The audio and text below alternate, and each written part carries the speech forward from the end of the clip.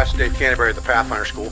What I wanted to do today was I wanted to talk to you real quick about modifying your current knife, or your mora knife in particular. We're going to talk about mora knives to be a better all-around tool for you in a survival or bushcraft scenario. And the problem with a lot of knife companies nowadays, and even Mora has been guilty of it in the past, is they do not put a hard 90-degree spine on the back of their blades. It's rounded over, and a lot of knife companies do that. And I think the main reason for that is because it's more comfortable when people put their thumb on the back of the knife if it's rounded and not squared. But you shouldn't be putting your thumb on the back of your knife anyway, unless you're doing some very, very fine carving tasks. So what your knife should really do is it should have a sharp enough spine on it that when you strike your ferro rod, it throws a shower of sparks with not a whole lot of effort. If it does that so you don't have to use the blade and compromise the blade of your knife, then you've got a worthwhile tool. And if it's a high enough carbon steel that it will strike sparks from the blade with a piece of flint, then you've got a better survival tool. And most of the Mora carbon knives will all do that.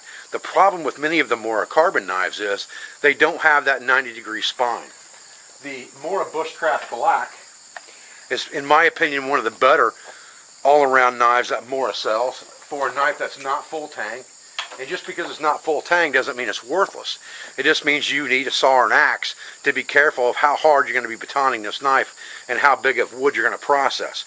But it has a good 90-degree spine on it, so it throws really good sparks off of a ferrocerium rod. That's great. The problem is, this is one of the only knives that Mora makes, other than the one that they make now with Light My Fire, with the fire steel in the back of it, that really has that good hard 90-degree spine. I have a Mora SL2 here that I've been carrying since probably 2007-ish, and it's been modified, like I'm going to show you today, to throw better sparks, but it still doesn't throw the sparks like it should. You can see that it will do the job, it will throw sparks, but I'm putting a pretty good amount of pressure on it to get it to do that. And the spine is just softer on this knife than it is on the Bushcraft. So you've got to take those things into consideration when you select a knife. Now, this is my backup fine carving knife, but I'd still like to have my backup knife do most of the things that my regular knife will do. So if I can make it throw sparks at least marginally, that's better than nothing. And if I get on the right spot on the back of the spine, it does a pretty good job. Not near as good as my butcher knife. So if you buy a Mora knife, and the most popular Mora that we saw on our website right now, because of price, is probably the Mora Companion. It comes in an OD green sheath. It's got an OD green and black handle that's rubberized for good, comfortable grip. It's a very nice, high carbon steel knife, razor sharp. The problem is, it doesn't have that 90-degree spine. So if I try to strike a ferrocerium rod with it, I get nothing. It's basically a round on a round at that point. I'm not getting any sharp edge here to remove material from this rod. So I've got to modify this knife to make it better useful to me. And we're going to do that with a grinder. I'm going to show you how to do that right now. Okay, so I've got a bench grinder here, and what I'm going to do is I'm going to take my knife, and I've covered the blade in tape, and I'm going to grind the spine of my knife so that it's flat instead of round. I have a bowl of water right over here because I don't want to overheat this knife and ruin the temper in the blade, and that's what I have to be careful and cognizant of. So I'm going to start very lightly. I'm going to put my glasses on here so I can see what I'm doing. I'm going to start very lightly with this thing and go about to where the point drops.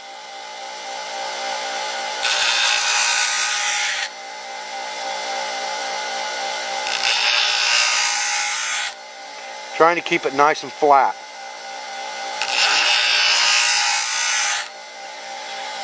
Now every once in a while I'm going to need to put this knife in water just to make sure that it doesn't get overheated. I want to keep it cool.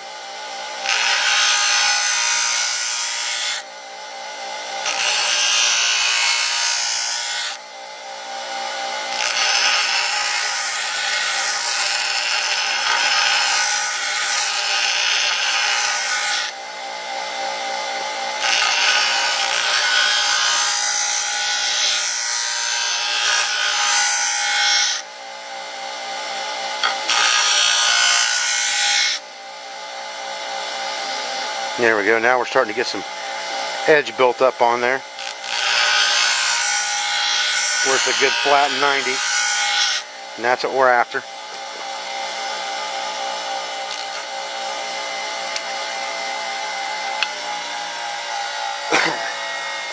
Now what we're going to do is we're going to take this thing and test it on our ferro rod and see where we're at.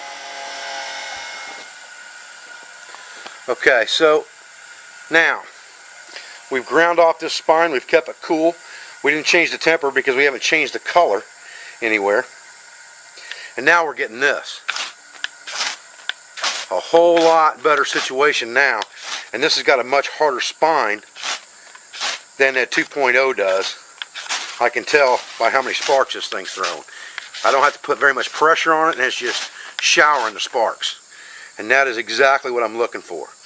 Now I have a good usable knife for bushcraft and survival. Not only is it going to be a good carving knife, it's going to stay really sharp.